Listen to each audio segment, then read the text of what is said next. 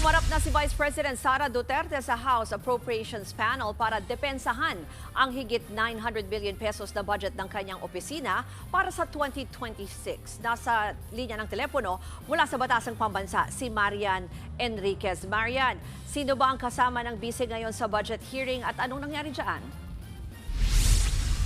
Rules, mag-isa lang nga at walang kasamang undersecretary o assistant secretary si Vice President Sara Duterte sa pagdinig nga ngayon ng Kamara. Ipinisinta yan sa House Appropriations Panel. Ipinisinta niya yung panukala nga higit 902 million pesos na pondo ng Office of the Vice President para sa susunod na taon. Nauna nang nagmosyon ng ilang mga minorya na bibigyan ng parliamentary courtesy ang OVP tulad ng ginawa sa Office of the President. Ibig sabihin, hindi na bubusisiin pa line by line ang bawat item sa kanilang budget. Pero winebo, hindi ito tinanggap ni VP Sara at sinarap ang mga tanong ng mga kongresista. Tinanong ni Acting Church Party List Representative Antonio Tino kung ano ang update na nasa 73 million pesos na notice of disallowance sa OVP. Ito yung pinuna ng Commission on Audit sa paggasta ng confidential funds ni VP Sara noong December 2022. Sagot ng Vice, dapat daw ay sa budget hearing ng COA ito itinanong. Higit o hindi na nga sinagot pa ito ng Vice at ayon kay Vice Chair Alvarez ay siya na ang titingin sa COA tungkol dito. Pero binusisi pa rin ni Tino ang tungkol sa confidential funds. Bakit daw walang supporting documents na pinasa ang OVP? Lalo na sa mga kahinahinala umanong pangalan gaya ni Mary Grace Quiatos. Diet ni VP Sara, hindi siya maaaring sumagot dahil pending pang motion for reconsideration sa Korte Suprema. Kaugnay sa impeachment proceedings laban sa kanya. Bahagi raw kasi ng impeachment ang usapin ng confidential funds. Bukod dyan, Luz, natanong din ang tungkol sa mga travel o pagbiyahe abroad ng Vice. Diet niya, lahat daw ng kanyang pag-alis mula July 2024 ay aprobado o may travel authority ng Office of the President. Wala raw siyang ginasto sa kanyang travels mula sa pondo ng bayan. Bahagya pang nagkainitan sa pagitan ni Tino at sa Key Party List Representative Paulo Marcoleta na kilalang paalyado ng mga Duterte. Pini-question kasi ni Marcoleta si Tino kung bakit niya binabanatan umano ang Vice. Panoorin natin ang bahagi ng kanilang bangayan.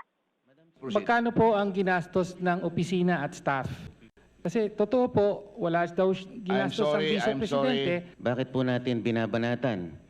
Bakit natin tatanungin? It's already settled that we'll just giving Mr. two Chair, questions from the minority.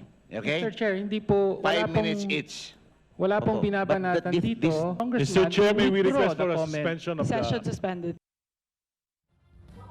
Luz, narahila ni Kabataan Party List Representative Party List Rene Co kung magkano yung ginastos ni VP Sara sa kanyang security personnel. Pero sumigay nga ng tanong itong Vice kung magkamag-anak daw ba itong si Rene Co at si Congressman Zaldico, bagay na itinanggi nga ni Congresswoman Rene. Lumabas naman na umaabot nga sa 7.4 million pesos yung gastos ng Vice para sa security at kanyang personnel. Pero paglilinaw niya ay walang public funds ang nagasta para sa kanyang personal na gastos. Bruce? Marian, gusto ko na rin malaman kung may binanggit ba itong si Vice President Sara tungkol dun sa kanyang ama dahil nga ilang beses recently bumisita ng ICC si Vice President.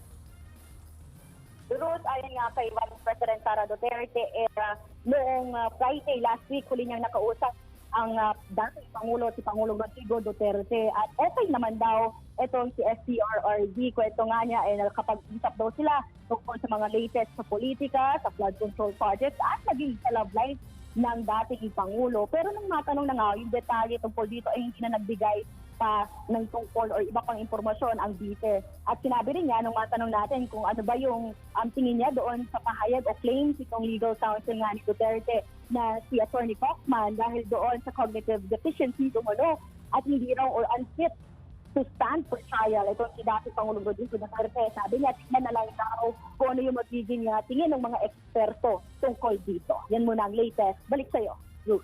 Yan po ang Express Report ni Marian Enriquez mula sa Batasang Pambansa. Mga kapatid, Ruth Cabalco, para sa mabilis na pasada ng mga balitang dapat niyong malaman, mag-follow at mag-subscribe sa social media pages ng News 5.